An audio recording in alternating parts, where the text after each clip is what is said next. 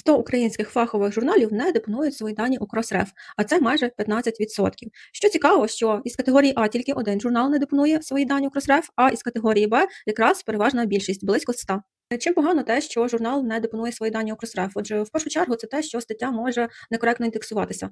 Також те, що DOI може не працювати або не містити метадані. Відповідно, для авторів це грозить тим, що буде зменшена видимість їхніх робіт та зменшена цитованість. Для журналів це грозить тим, що в них значно зменшуються шанси потрапити, наприклад, до Scopus чи до Web of Science. Тому обов'язково перевіряйте журнал, який плануєте подаватися.